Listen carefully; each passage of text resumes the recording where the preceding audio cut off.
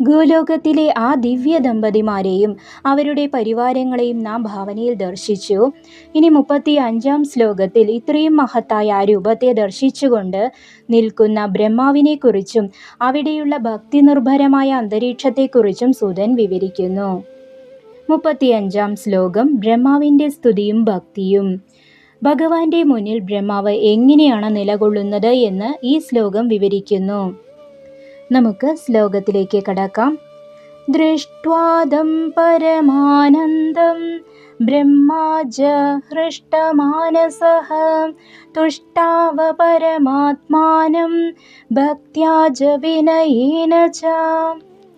പദാനുപദ അർത്ഥം: ദൃഷ്ട്വാ ദർശിച്ചിട്ട്, കണ്ടിട്ട്, തം ആ ഭഗവാനെ, പരമാനന്ദം പരമമായ ആനന്ദസ്വരൂപനായവനെ, ബ്രഹ്മാവ്, ഹൃഷ്ടമാനസഃ സന്തോഷം നിറഞ്ഞ മനസ്സോടുകൂടിയവൻ, തുഷ്ടാവ സ്തുതിച്ചു, സ്തുതിഗീതങ്ങൾ ആലപിച്ചു, പരമാത്മാനം പരമാത്മാവായ ഭഗവാനെ, ഭക്ത്യാ ഭക്തിയോടും, വിനയേന വിനയത്തോടും താഴ്മയോടും കൂടി.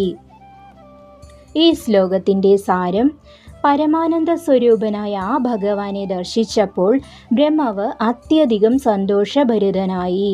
ഭക്തിയോടും വിനയത്തോടും കൂടി അവിടുന്ന് ആ പരമാത്മാവിനെ സ്തുതിച്ചു.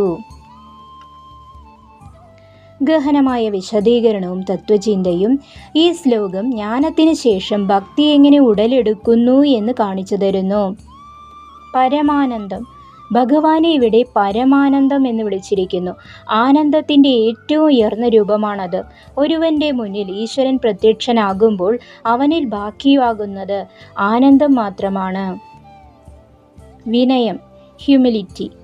വിശ്വസൃഷ്ടികർത്താവായ ബ്രഹ്മാവ് പോലും ഭഗവാന്റെ മുന്നിൽ വിനയത്തോടെയാണ് നിൽക്കുന്നത്. യഥാർത്ഥ അറിവ് ലഭിക്കുമ്പോൾ മനുഷ്യനിൽ ഉണ്ടാകേണ്ട ആദ്യത്തെ ഗുണം വിനയമാണ്. സ്തുതി, ഭഗവാനെ സ്തുതിക്കുന്നത് ഭഗവാന്റെ പ്രീതിക്ക് വേണ്ടിയല്ല, മറിച്ച് നമ്മുടെ തന്നെ മനസ്സിനെ ശുദ്ധീകരിക്കാനാണ്. നമ്മുടെ അഹങ്കാരത്തെ ഇല്ലാതാക്കി ഭക്തി വർദ്ധിപ്പിക്കാനാണ് ബ്രഹ്മാവ് ഇവിടെ സ്തുതികൾ അർപ്പിക്കുന്നത്. ഗുരുനാഥൻ്റെ ഉപദേശം: വത്സ, എത്ര വലിയ സ്ഥാനത്തെത്തിയാലും നിന്റെ ഉള്ളിലെ വിനയം കൈവെടിയരുത്. സൃഷ്ടികർത്താവായ ബ്രഹ്മാവ് കാണിച്ചു തരുന്ന ഈ മാതൃക നാം ജീവിതത്തിൽ പകർത്തണം. അറിവ് ഏറുന്നതിനനുസരിച്ച് തലകുനിയണം. അഹങ്കാരം വർദ്ധിക്കരുത്. ഭക്തിയും വിനയവും നിന്റെ 2 കണ്ണുകളായിരിക്കട്ടെ. ബ്രഹ്മാവ് ഭഗവാനെ സ്തുതിച്ചു എന്ന് നാം കണ്ടു. ഇനി 36-ാം ശ്ലോകത്തിൽ ആ സ്തുതികൾ കേട്ട് ഭഗവാൻ ബ്രഹ്മാവിനോട് എന്താണ് കൽപ്പിച്ചത് എന്നും സൃഷ്ടികർമ്മത്തിലേക്ക് എങ്ങനെയാണ് പ്രേരിപ്പിച്ചത് എന്നും നമുക്ക് നോക്കാം. പരമാത്മാവായ കൃഷ്ണൻ്റെ ലീലകളും പ്രപഞ്ച സൃഷ്ടിയുടെ രഹസ്യങ്ങളും ഈ പുരാണത്തിലൂടെ നമുക്ക് വരും ദിവസങ്ങളിൽ കൂടുതൽ അറിയാം.